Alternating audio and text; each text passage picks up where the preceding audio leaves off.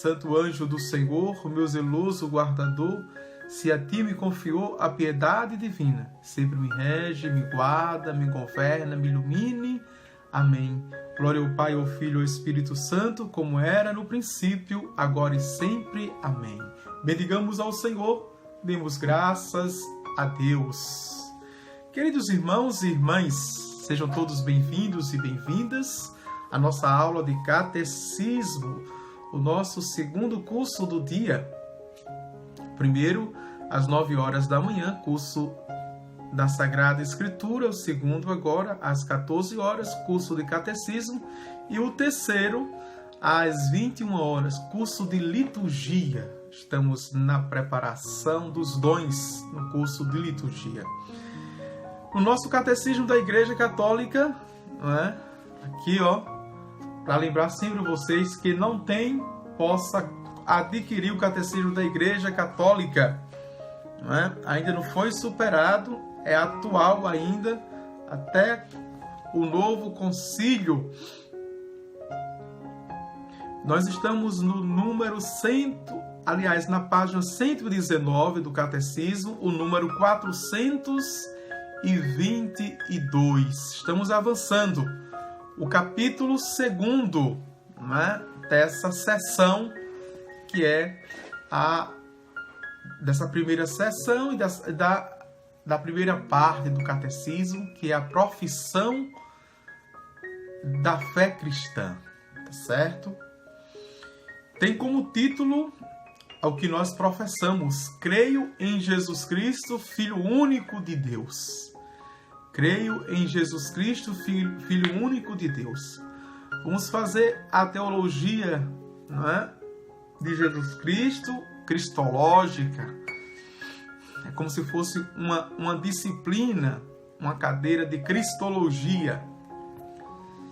E o primeiro subtema é a boa nova.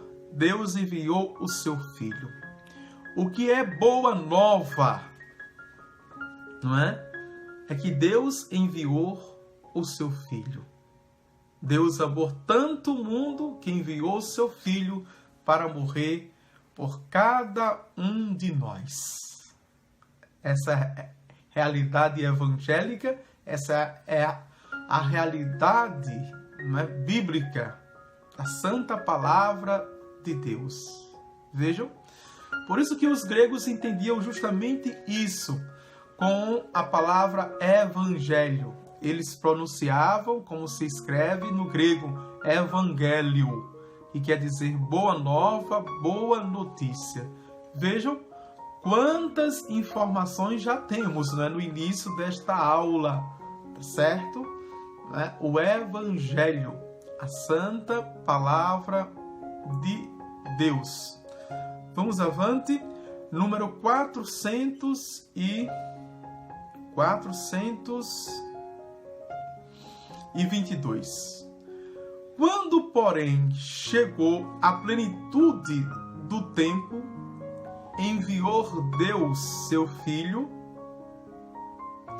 nascido de uma mulher, nascido sob a lei, para remir os que estavam sob a lei, a fim de que recebêssemos a adoção filial.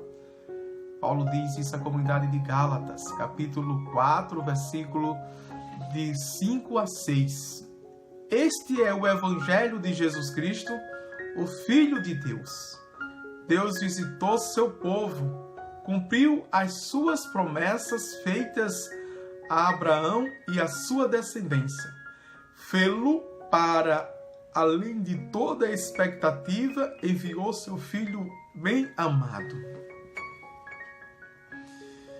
E já aqui, quantas informações nós temos,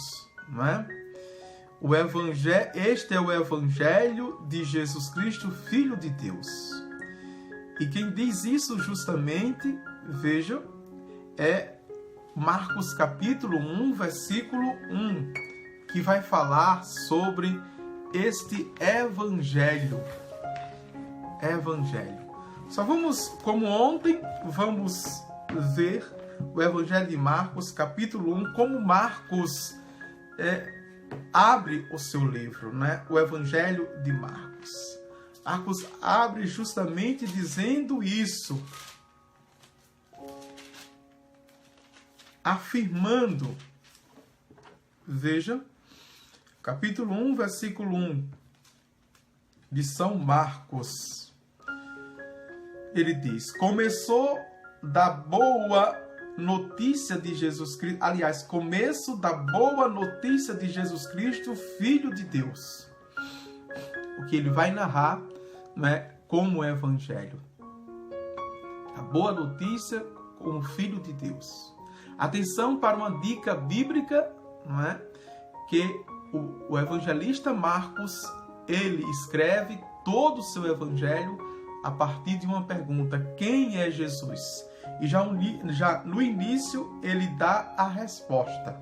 No início ele faz a pergunta e dá a resposta, não é? Que é Jesus Cristo, o Filho de Deus. No capítulo 8, versículo 32, ele coloca essa resposta na boca de Pedro. Quando Jesus pergunta: quem diz o homem ser o filho do homem? E no final ele coloca na boca do centurião. Quando traspassa Jesus, o centurião diz: verdadeiramente este é o Filho de Deus. Bonito, né? A gente entender como os autores bíblicos, né, escreveram. Quando a gente entende o pensamento de uma pessoa, é muito belo. Porque a gente a entende na sua inteireza também. Quando a gente entende qual é a lógica de uma pessoa, veja, quais são os seus sonhos, os seus projetos, os seus anseios, a gente entende a forma que ela age, a forma que ela procede. Mas a gente vive numa sociedade, me desculpe dizer, viu? Eu não sou pessimista, não sou tão terrorista e tenho um olhar troncho para o mundo. Mas a gente vive numa sociedade tão marcada pelo medo que as pessoas se escondem. Que nós nos escondemos. Nós não somos sinceros nos nossos relacionamentos mais íntimos, viu? Os mais íntimos. A gente fica sempre com reservas. A gente pede clareza, a gente pede sinceridade, a gente pede honestidade, a gente pede compromisso da parte do outro. É a insegurança que faz isso. Mas da nossa parte a gente fica sempre com reservas, sempre se escondendo, ou seja, usando cera.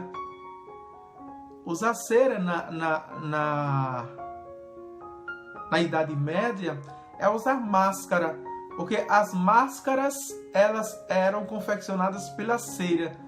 E daí nasceu a palavra sinceridade. Sincero é sem cera, sem usar máscara. Veja, a pessoa ser sincera. Quando a pessoa não é sincera, a pessoa usa máscara. Que Jesus, fortemente criticou os fariseus, porque por um crescimento religioso de fé, por um crescimento intelectual, por serem doutores da lei e julgarem e conhecer, eles também se julgavam superiores e melhores do que as pessoas. Então, muitas vezes, eles se vestiam de vestes esplêndidas, ou seja, de uma proforma social, com frases impactantes da Torá, mas por trás eles não agiam como aparentavam ser. E Jesus deu o nome de, veja, hipócrita, hipócrates, ou hipócrates, não é? Hipor, né? Ou seja, hipor é baixo, né? Então, de fato, eles eram bem menos daquilo que eles apresentavam ser. E por isso, como diz Gil Varginha, ela diz: sofri muitas decepções com isso e através disso. Então, somente, veja, o primeiro número, já temos muitos panos para as mangas. Mas vamos avante, não é? Deus visitou seu povo. E Lucas diz isso no capítulo 1, versículo 68. Vamos ver no Evangelho de Lucas, capítulo 1, versículo 68. Não é?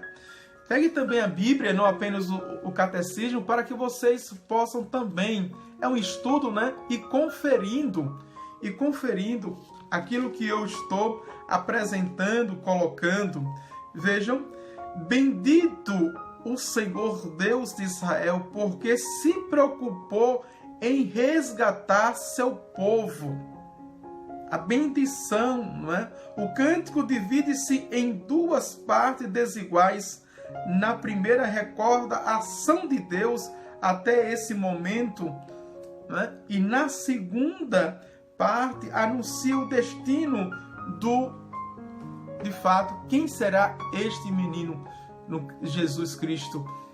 E a bendição que Deus se preocupou com o seu povo e enviou o seu Filho. É nessa linha, não é?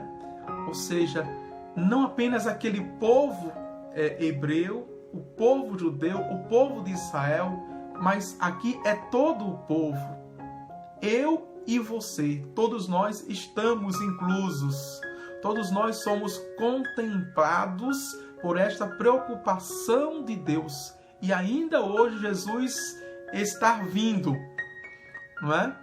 Dentro daquelas 3 vindas que Santo Agostinho, e no período litúrgico, no tempo litúrgico, que é do Advento, ele coloca as 3 vindas de nosso Senhor Jesus Cristo.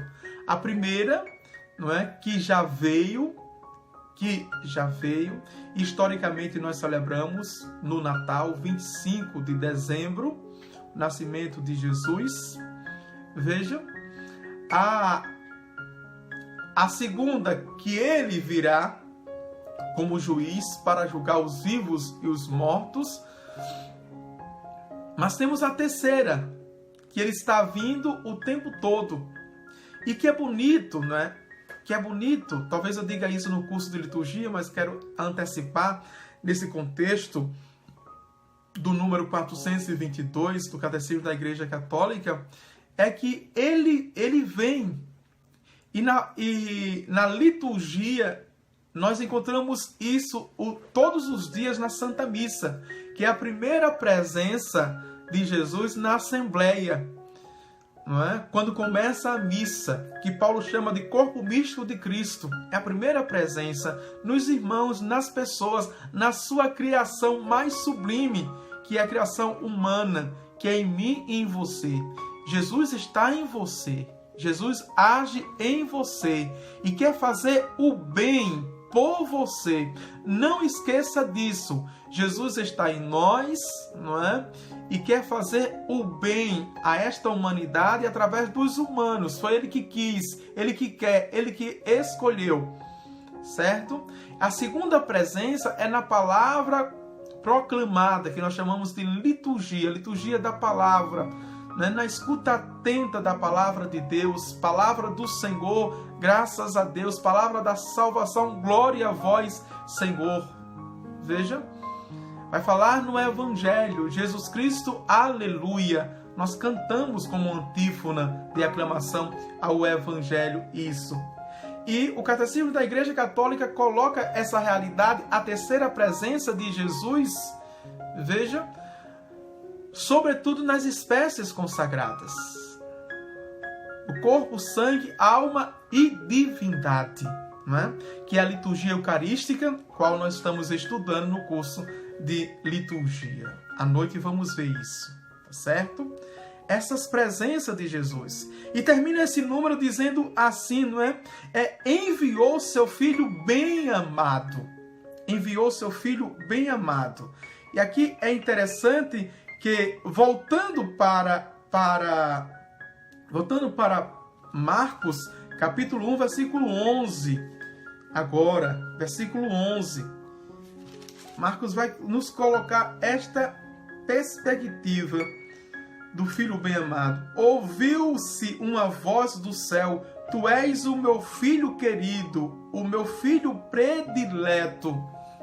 Foi quando o batismo de Jesus, aqui, o batismo de Jesus, a pomba sobrevoando, que é o Espírito Santo, e a voz do ancião, dizendo: este é o meu filho amado, não é? No qual eu me comprazo. Mas também lá na transfiguração, quem está lembrado, não é? Diante da nuvem, e Pedro, maravilhado, disse: Senhor, faremos 3 tendas para ti, para Elias, para Moisés. E depois ele ouve uma voz: este é meu filho amado, escutai-o. Escuta, ó Israel, o Senhor teu Deus é o único Senhor. E Deus dizendo isso, que Jesus é o seu filho, portanto Jesus é Deus, escutai-o. A nova aliança, a nova aliança. Tá certo? Vamos avante. O número 423. Cremos e confessamos que Jesus de Nazaré, nascido judeu, de uma filha de Israel, em Belém, no tempo do rei Herodes Magno e do imperador César Augusto, carpinteiro de profissão, morto e crucificado em Jerusalém, sob o procurador Pôncio Pilatos, durante o reinado do imperador Tibério, e o Filho eterno de Deus feito homem, que ele veio de Deus. João 13:3. Desceu do céu. João 3:13. Depois 6:33. Veio na carne, pois o Verbo se fez carne e habitou entre nós. E nós vimos sua glória, glória que ele tem junto ao Pai, como Filho único, cheio de graça e de verdade. Pois de sua plenitude nós recebemos graças por graças. João já, capítulo 1, versículo 14 e 16. Aqui é o prólogo de João, né?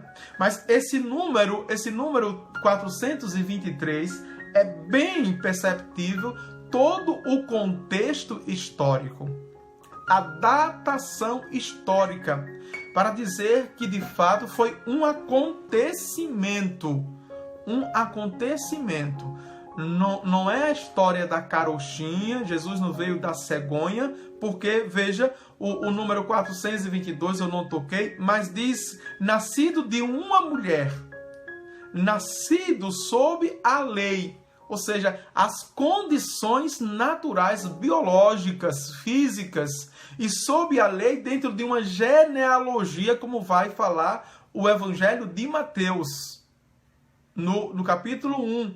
Né? Ou seja, Jesus tem uma descendência, ele é da estirpe de Davi. Por isso, o pai adotivo escolhido, que é da estirpe de Davi, São José. Vejam.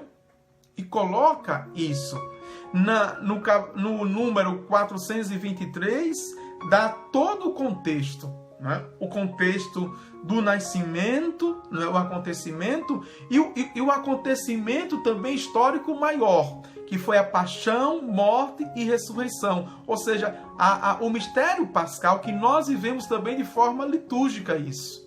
A nossa vida está sempre no mistério pascal.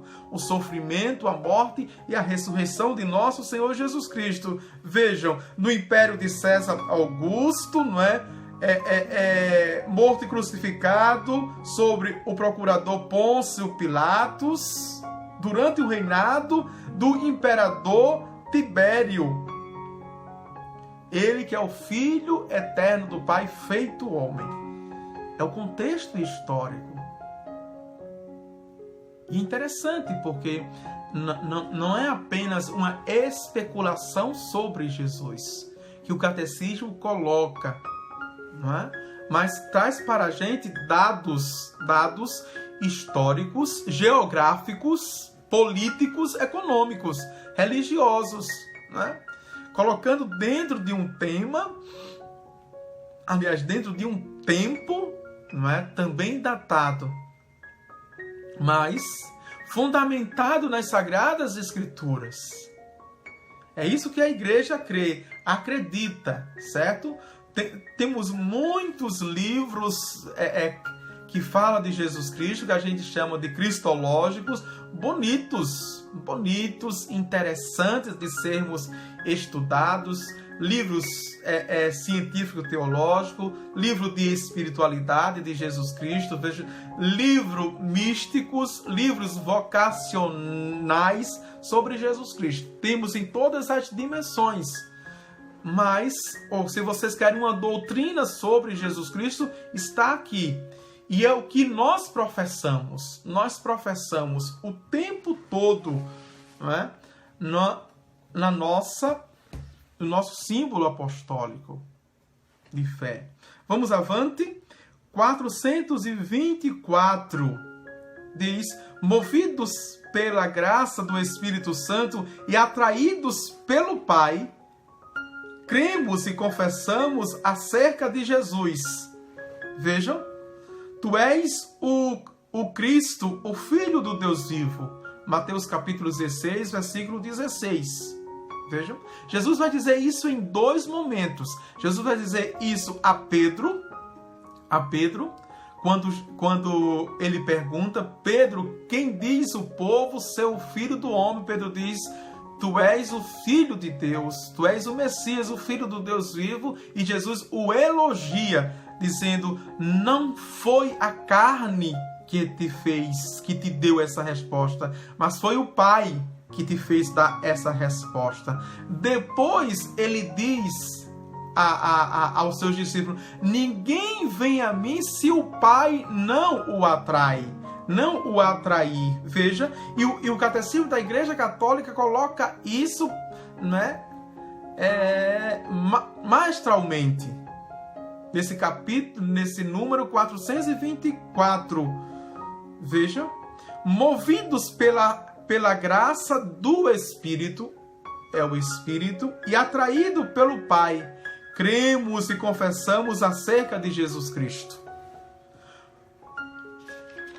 Foi sobre a rocha desta fé, confessada por São Pedro, que Cristo construiu sua igreja.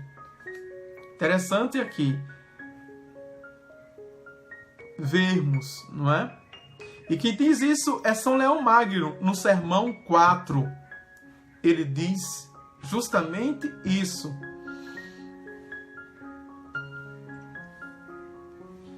Vamos agora para um subtítulo dentro do número 425. Anunciar a insondável riqueza de Cristo. Quem diz isso é Paulo, na carta aos Efésios, capítulo 3, versículo 8. Não é? A transmissão da fé cristã é primeiramente o anúncio de Jesus Cristo para levar a fé nele. Desde o começo, os primeiros discípulos ardiam do desejo de anunciar Cristo, pois não podemos nós deixar de falar das coisas que vimos e ouvimos. Atos capítulo 4, versículo 20. E convida os homens de todos os tempos a entrarem na alegria de sua comunhão com Cristo. Vejam que maravilha, não é? E avante. Vejam, o texto de João, 1 João capítulo 1, versículo de 1 a 4, diz assim: o que ouvimos, o que vimos com nossos olhos, o que contemplamos e o que nossas mãos apalparam do verbo da vida, porque a vida manifestou-se, nós a vimos e lhe damos testemunho e vos anunciamos a vida eterna que está voltada para o Pai e que nos apareceu. O que vimos e ouvimos, vos-lo anunciamos para que estejais também em comunhão conosco. E nossa comunhão é com o Pai e com o Filho Jesus Cristo. E isto vos escrevemos para que nossa alegria seja completa, seja plena. E não é coincidência, viu? Que nós estamos no mês das missões. Está aqui a missão, não é? Apostólica e, portanto, a missão de todos os batizados. Está aqui. Guarde bem o 1 João, capítulo 1, versículo de 1 a 4. A missão. Né? Aquilo que nós experimentamos, vejam, aquilo que os nossos olhos da fé, né? Os nossos sentimentos, ou seja, apalparam, aquilo que nós contemplamos em adoração, em oração, nós anunciamos, nós testemunhamos. E testemunhamos, veja, testemunhamos a nossa comunhão com o Pai e com seu Filho Jesus Cristo. É isto, é esta a nossa missão nas nossas comunidades, nas nossas pastorais, movimentos, associações, os nossos ministérios, quando somos chamados pela Santa Igreja para desenvolvermos, é justamente, não é, essa missão de crescermos cada vez mais em Cristo, como vai pedir o Santo Apóstolo, o Paulo de Tarso. A nossa busca é chegarmos no alter Cristo, a estatura de Cristo. Em tudo viver Cristo, vai dizer Paulo, não é? Vejam, é dizer, estou crucificado com Cristo e depois não sou eu que vivo, é Cristo que vive em mim. É Cristo que vive em mim. Essa é a nossa busca cotidiana enquanto cristãos e cristãs batizados. E por isso nós nos tornamos discípulos que ficamos aos pés do Mestre para aprendermos com ele e imitá-lo, mas também nós nos tornamos apóstolos, nos deixamos enviar. E o evangelho de ontem foi categórico, o evangelho de ontem, né? O evangelho de ontem não foi fácil para nós, quando dizia que somos enviados para os lobos, em meio de lobos, mas mesmo tempos adversos, né, que é o tempo que vivemos, somos chamados em Cristo a anunciá-lo a paz, anunciar um mundo de tanta violência, um mundo de tanta corrupção, um mundo de tanta maldade, o mundo dos contrários, o mundo das confusões, veja, o mundo também dos fascínios, dos encantos, dos atrativos, um mundo, né, que de fato apresenta uma ilusão na qualidade de vida, no bem-estar, na longevidade. E por que é ilusão, Padre? Porque o mundo só chama para ele mesmo, para a vida nele mesmo, mas não anuncia por ele a vida de Deus, como nós humanos somos chamados a anunciarmos na nossa vida a vida em Deus, anunciarmos o shalom, não é? A paz, quando nós a experimentamos, a vivemos em Cristo, o shalom do Pai. Bonito, né? Muito bonito. Vamos para agora o subtítulo aqui, Cristo é o centro da catequese. Veja, temos Cristo como centro da nossa vida, como centro do universo, mas Cristo é o centro do nosso ensinamento também. Cristo é o centro das nossas informações. Agora, atenção, católico, atenção aqui. Quando nós falamos de catequese, nós reduzimos muito. Colocaram na nossa consciência, colocaram no nosso subconsciente e inconsciente que catequese é uma linguagem religiosa. catequese. É uma linguagem religiosa e catequese é simplesmente para batismo, não é? Veja como nós enquadramos e encaixamos para a primeira comunhão e para crisma. E no máximo dentro de uma continuidade para adultos, não é? Como os nossos bispos da CNBB, uma catequese continuada. Não. Quando o catecismo fala que Cristo é o centro da catequese, né? É o centro da nossa evangelização, que nós catequizamos também quando evangelizamos, é o centro da nossa missão, deveria ser o centro da nossa linguagem. E aqui, veja, eu estou reduzindo muito, aplicando, né, aos nossos contextos. Deve ser o centro das nossas conversas, dos nossos discursos. Vejam, deve ser o centro de fato, da nossa vida familiar, amigal, relacional, Cristo. Mas nós tiramos Cristo do nosso centro, da nossa vida.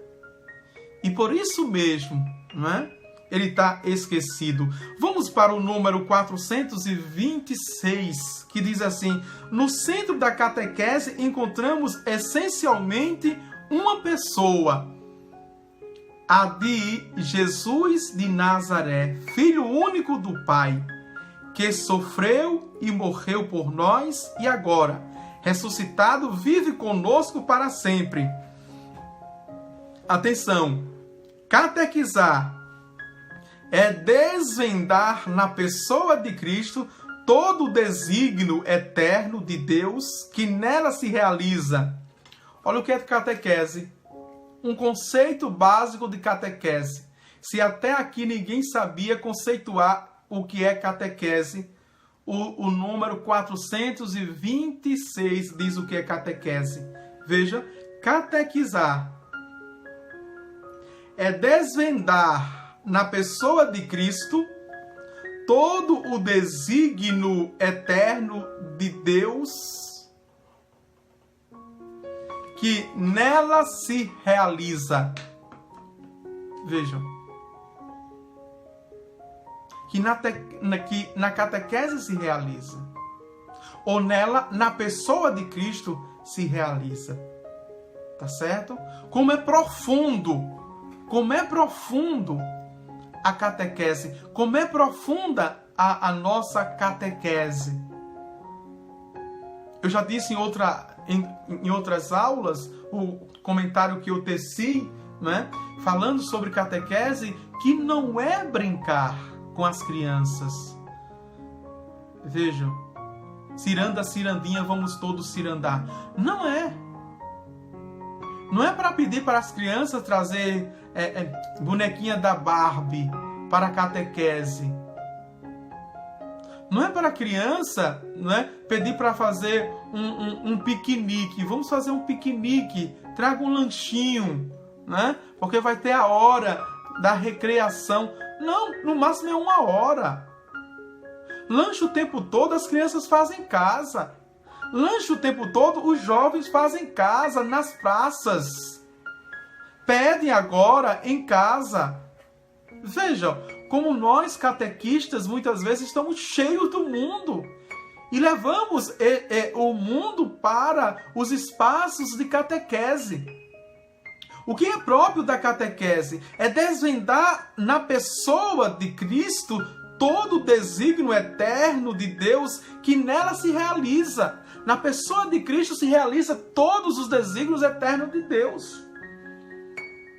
E como nós somos ingênuos, viu? Os catequistas de plantão que estão aqui fazendo o catecismo da Igreja Católica com o Padre Livânio, veja como nós somos ingênuos, como nós somos, veja, inocentes e beiramos a sermos bobos. Porque duas realidades que não deveriam existir na nossa catequese. É pedirmos, por favor, aos pais que deixem os seus filhos virem para a catequese. Nós estamos mudando tudo. Parece que estamos, aqui no Nordeste nós chamamos adular. Estamos adulando aos pais. Para catequizar os seus filhos. Parece que a catequese entrou num estado de decadência tão grande, não chamo nem de crise, de decadência tão grande, que as crianças não vêm mais para a igreja, não é?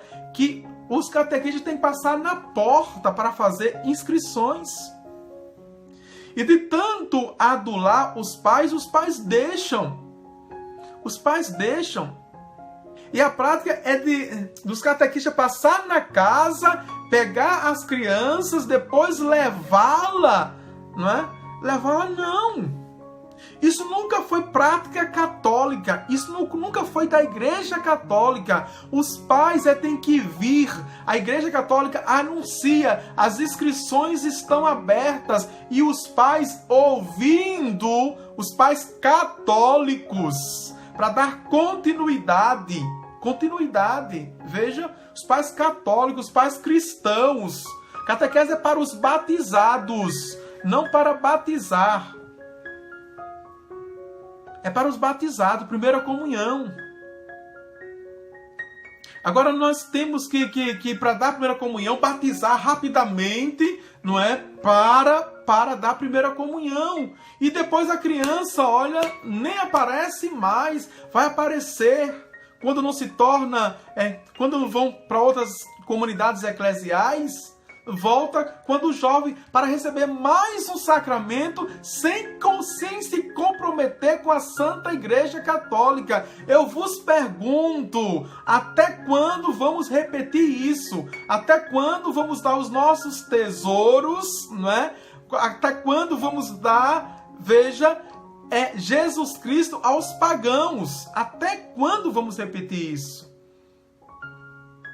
Dentro de uma catequese relaxada, desqualificada, despreparada, me desculpe os catequistas, que muitos nem leram ainda, muitos nem leram, não é? Nunca leram o Catecismo da Igreja Católica, muitos não leram nem a Bíblia. Aí fica em sites da internet, tirando texto, procurando o tema, não é? Procurando o tema para dar aula de catequese e de crisma. Enquanto, veja, o catecismo diz que a transmissão é para transmitir Jesus Cristo. É o centro da catequese, como nós vimos. Veja como a nossa catequese está. E nas 3 dimensões, viu? De batismo, de primeira comunhão e de crisma. Saiu agora o novo diretório geral, né, de catequese. Nós não podemos. Sobretudo agora que nós temos que reevangelizarmos os cristãos.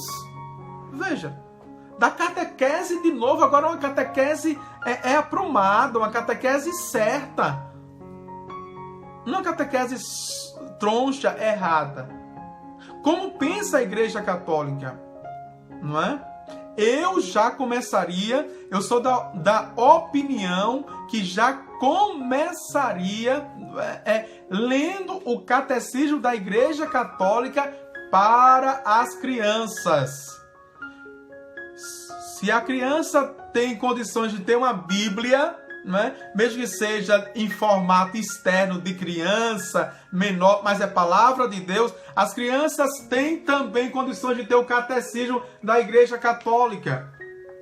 Isso é relaxamento dos pais, que são os primeiros catequetas, os primeiros catequistas, e não se responsabilizam com a catequese. Primeiro, nem vem para a missa. Muitos pais, que as crianças, os adolescentes, os crianças, nem vêm para a missa. Só aparece naquela reunião no final de 2 anos ou 3 anos para para, veja, combinar a festinha. E muitos pais vêm cheio de direito, aqui é catequese pastoral agora, vem cheio de direito, querendo mandar, com a cabeça toda cheia do mundo, mandar como vai ser a festa assim, assim. Passou 2 anos, 3 anos sem se comprometer com a catequese dos filhos.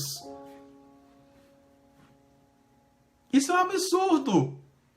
E nós, por respeito humano, nós baixamos a cabeça, nós cedemos a visões pagãs, que não tem nenhum compromisso com Jesus Cristo, nem com sua Igreja Católica.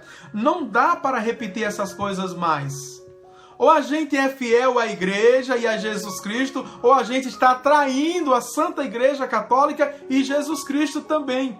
Somos traidores, mesmo com boa vontade, mesmo com toda boa vontade, estamos traindo.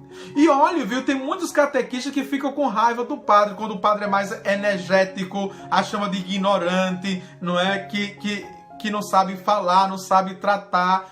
Quando o padre vai defender a Igreja Católica, a visão da Igreja, não é assim não, né? A gente tem que ser comedido, a gente tem que ter jeito nas palavras, não sei o que, para não perder. É melhor ser protestante. Desse tipo de católico a Igreja não precisa.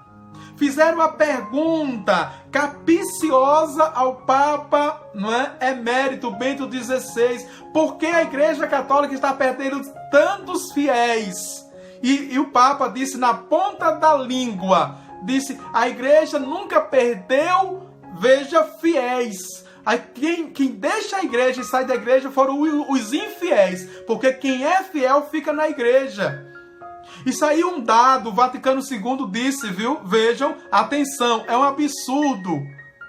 É um absurdo isso.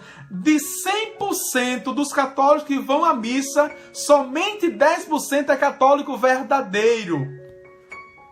Católico verdadeiro, que se confessa mensalmente, veja, que participa de mais de uma missa durante a semana, não vai apenas à missa dominical, que obedece à Igreja, não fala da Igreja, que se forma, lê as Sagradas Escrituras, se forma no catecismo. Não precisava dizer isso, porque aqui a ciência diz isso, a medicina diz isso, não é? A gente tem que ter cuidado com as palavras. Catequese Tridentina diz isso. Somente Ele, Jesus Cristo, pode, atenção, não é? Nos conduzir ao amor do Pai no Espírito, espirituado, e fazer-nos participar da vida da Trindade. Quem me vê, vê ao Pai. Eu e o Pai somos um, vai dizer Jesus Cristo. Eu e o Pai. Vamos avante. Número 427. Na catequese é Cristo, Verbo encarnado e Filho de Deus, que é ensinado. Todo o resto está em relação com Ele. E somente Cristo ensina. Todo outro que ensina, falo na medida, veja, em que é seu porta-voz, permitindo a Cristo ensinar por sua boca. Atenção aqui, não é? Veja, isso antes, no tempo do evento, no tempo do acontecimento e no tempo da atualização, que é o nosso tempo. Só quem ensina é Cristo. Os que ensinaram, não é? Por Cristo. No tempo do evento. No tempo do acontecimento, em Cristo. E no tempo da atualidade, para Cristo. Nele, por Ele e para Ele, nós ensinamos. Vejam. Por isso que Nossa Senhora Maria de Nazaré, quando ensinou em Cristo. Os santos, quando nos ensinam em Cristo. E nós, teólogos, devemos ensinar também em Cristo. Os missionários e missionárias, os formadores Em Cristo temos que ensinar, porque somente o que diz o Catecismo da Igreja Católica é interessantíssimo. Somente Cristo é quem ensina. Quem quer ensinar por sua razão sem Cristo, não ensina, não forma, desforma, não é? Veja, todo catequista deveria poder aplicar a si mesmo a misteriosa palavra de Jesus. Minha doutrina não é minha, mas daquele que me enviou. João capítulo 7, versículo 16. Assim como Cristo falou pelo Pai, e no Pai, nós também deveríamos dizer. Sermos tão fiéis, veja, sermos tão imitadores de Cristo, como Paulo disse, veja, sede e meus imitadores como eu fui de Cristo, que poderíamos parafrasear nosso Senhor Jesus Cristo, dizendo, a minha doutrina não é minha, mas daquele que me enviou, Jesus Cristo. Essa é a doutrina que eu estou apresentando, de Jesus Cristo, para todos. Não é? 428. Aquele que é chamado a ensinar o Cristo deve, portanto, procurar primeiro este ganho supereminentemente, que é o conhecimento de Cristo. Vejam, por primeiro. E aqui a importância, não é? De ser catequizado primeiro, de ser formado primeiro para formar, de ser experimentado do Cristo, cheio de Cristo. É preciso aceitar perder tudo, a fim de ganhar a Cristo e ser achado por Ele, como disse o apóstolo Paulo. E conhecer o poder de ressurreição e a participação em seus sofrimentos, conformando-me com Ele em sua morte, para ver se alcanço a ressurreição entre os mortos, disse Paulo à comunidade de Filipos. É a carta de Filipenses, capítulo 3, versículos de 8 a 11. E uma imagem bonita de Paulo foi quando ele, não é, pela vanglória, entrou no Areópago, que é o jardim dos filósofos, sendo filósofo também, e foi falar da mesma linguagem filosófica. E aí ele teve uma grande decepção, porque foi vaiado no seu discurso, não é? Que não tinha nada de novidade. E Paulo saiu dali humilhado, mas com a decisão. Uma decisão. Não falarei mais nada além de Cristo. Veja, a única mensagem de Paulo, Cristo. E Cristo pedagogicamente crucificado. Cristo crucificado. O único tema da pregação de Paulo era Cristo crucificado. Era anunciar Jesus Cristo. E por isso ele sofreu muito. Por isso padeceu muito em Cristo. Porque o mundo não aceita Jesus Cristo. Fala muito em Cristo, mas não o aceita. Porque não o imita. Não vive Jesus Cristo. 429. É deste conhecimento amoroso de Cristo que jorra o desejo de anunciá-lo, de evangelizar e de levar outros ao sim da fé em Jesus Cristo, mas ao mesmo tempo se faz sentir a necessidade de conhecer cada vez melhor esta fé. Para este fim, segundo a ordem do símbolo da fé, primeiro serão apresentados os principais títulos de Jesus: Cristo, o Filho de Deus, o Senhor. Veja o segundo artigo. Em seguida, o símbolo professa os principais mistérios da vida de Cristo, os de sua encarnação, é o artigo 3. Os de sua Páscoa, o artigo 4 e 5. E, finalmente, os de sua glorificação, artigo de 6 a 7. Vejam, vamos ter nesse capítulo 7 artigos, que cada um tem 3 a 4 incisos, que fala sobre Jesus Cristo. Vai ser de fato, uma teologia cristológica, não é? Ou uma cristologia teológica. Vamos ver aqui. Vamos começar primeiro pelos títulos de Jesus Cristo, não é? Depois pelo mistério da sua encarnação. Olha, sistematicamente e pedagogicamente, o que vamos ver. E é importante aqui, não é? Vai terminar a nossa aula, e segundo a gente entra no segundo artigo, que é "E em Jesus Cristo, seu único Filho, nosso Senhor", que é o primeiro inciso, Jesus. Vamos ver Jesus, depois Cristo. O segundo são os títulos: Filho único de Deus, Senhor, e termina. Vejam só, é um aprofundamento mesmo, tá certo? Mas a importância, quero subir um pouquinho para o número 428. A importância de ser formado, a importância de ler um livro científico, ao menos, e de introdução à teologia. Nós chamamos isso de teologia fundamental, que tem a parte cristológica. Para uma noção do conjunto da teologia, dos artigos da teologia, não é? E pensar tudo isso não apenas com a mente acadêmica, viu? Científica, laboratorial, investigatória, não, mas estudar com fé. Estudar com fé. Experimentar.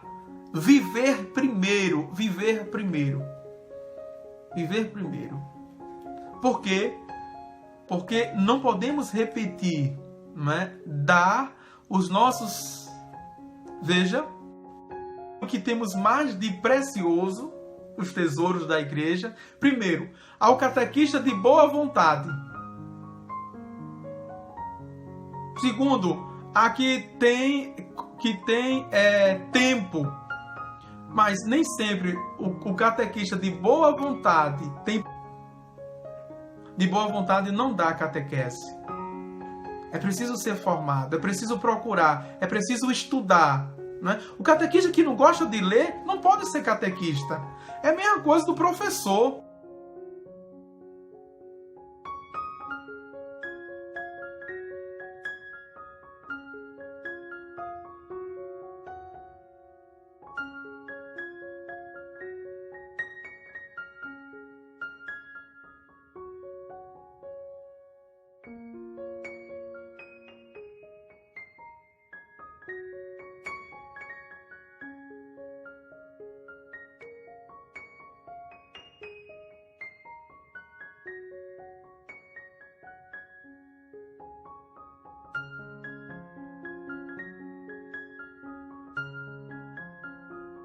Manual, pelo amor de Deus, né?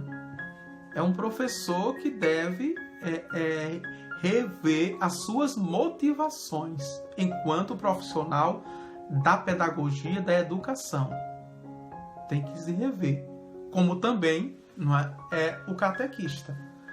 O catequista que não leu um livro, que nunca leu um livro completo das Sagradas Escrituras, são 73, e nunca leu um livro sequer das Sagradas Escrituras, nunca leu uma parte do Catecismo da Igreja Católica, então é melhor, com toda honestidade, dizer: padre, veja, eu tenho tempo, mas eu tenho dificuldade de ler, de estudar, não é? Eu gostaria muito de ser catequista, mas eu não posso. Então, é culpa do padre, quando diz assim: a gente entende, então faça de qualquer jeito. Então, é culpa do padre, não é culpa mais sua.